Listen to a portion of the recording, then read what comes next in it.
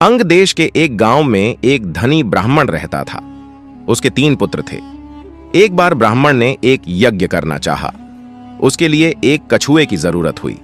उसने तीनों भाइयों को कछुआ लाने को कहा। वे तीनों समुद्र पर पहुंचे। वहां उन्हें एक कछुआ मिल गया।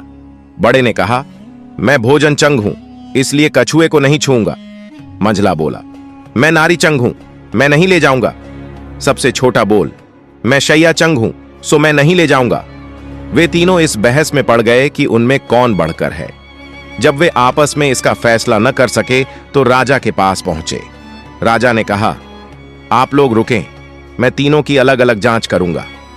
इसके बाद राजा ने बढ़िया भोजन तैयार कराया और तीनों खाने बैठे। सबसे बड़े ने कहा, मैं खाना नहीं खाऊंगा, इसमें मुर्दे की गंध आती है। वह उठकर चला। राजा ने पता लगाया तो मालूम हुआ कि वह भोजन श्मशान के पास के खेत का बना था। राजा ने कहा, तुम सचमुच भोजन चंग हो, तुम्हें भोजन की पहचान है। रात के समय राजा ने एक सुंदर वेश्या को मझले भाई के पास भेजा। ज्यों ही वह वहां पहुंची कि मझले भाई ने कहा, इसे हटाओ यहां से, इसके शरीर से बकरी का दूध की गंध आती है। राजा ने यह सुनकर पता लगाया तो मालूम हुआ कि वह वेश्या बचपन में बकरी के दूध पर पली थी। राजा बड़ा खुश हुआ और बोला, तुम सचमुच नारी चंग हो। इसके बाद उसने तीसरे भाई को सोने के लिए 7 गद्दों का पलंग दिया। जैसे ही वह उस पर लेटा कि एकदम चीख कर उठ बैठा।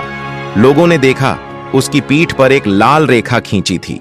राजा को खबर मिली तो उसने बिछौने को दिखवाया। 7 गद्दों के नीचे उसमें एक बाल निकला, उसी से उसकी पीठ पर लाल लकीर हो गई थी। राजा को बड़ा अचरज हुआ। उसने तीनों को 1-1 लाख अशर्फियां दी। अब वे तीनों कछुए को ले जाना भूल गए, वहीं आनंद से रहने लगे। इतना कहकर बेताल बोला, हे राजा, तुम बताओ उन तीनों में से बढ़कर कौन था?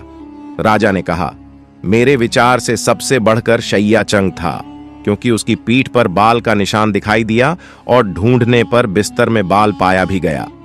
बाकी 2 के बारे में तो यह कहा जा सकता है कि उन्होंने किसी से पूछकर जान लिया होगा। इतना सुनते ही बेताल फिर पेड़ पर जा लटका।